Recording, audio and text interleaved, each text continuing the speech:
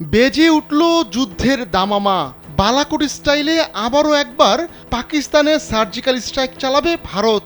সেই প্রস্তুতিই নাকি এর মধ্যে শুরু হয়ে গেছে। বৃহস্পতিবারই ভারতের প্রধানমন্ত্রী নরেন্দ্র মোদী বলেছিলেন, কাশ্মীরের ঘটনায় জড়িতদের খুঁজতে প্রয়োজনে তারা পৃথিবীর শেষ প্রান্তে যাবেন। সেই ঘোষণার একদিন পরই শোনা যাচ্ছে ভারতের সেনারা শুরু করেছে যুদ্ধের প্রস্তুতি। পাকিস্তান বলছে ওই ঘটনায় তাদের কোনো দোষ নেই, কিন্তু ইসলামাবাদের যুক্তি মানতে রাজি নয় নয়াদিল্লি। তাই গর্জে উঠেছিলেন মোদি। এবার মোদির বার্তার পর প্রত্যাঘাতের চূড়ান্ত প্রস্তুতি শুরু করেছে ভারতের বাহিনী।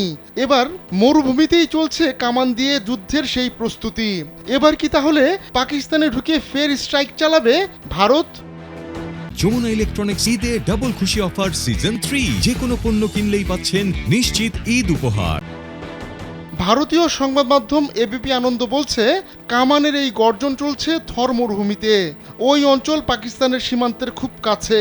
এর আগে বালাকোটে যুদ্ধবিমান দিয়ে হামলা চালিয়েছিল ভারত।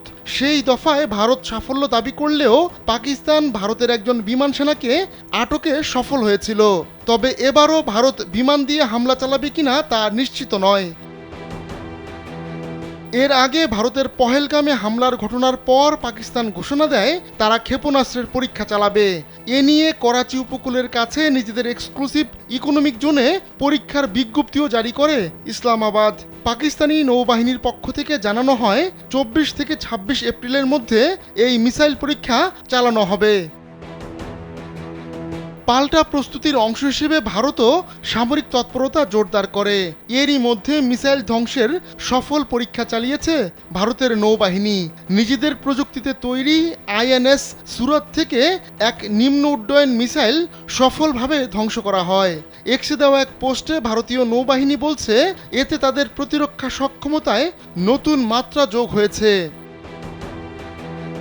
পাল্টাপাল্টি সামরিক পদক্ষেপের মধ্যেও কথার লড়াই চলছে। পাকিস্তানের বিরুদ্ধে নেওয়া ভারতের বিভিন্ন পদক্ষেপকে শিশুসুলভ আখ্যা দিয়েছে পাকিস্তানের উপপ্রধানমন্ত্রী ও পররাষ্ট্রমন্ত্রী ইসহাক দার। তার ভাষায় এর যোগ্য জবাব দেবে পাকিস্তান।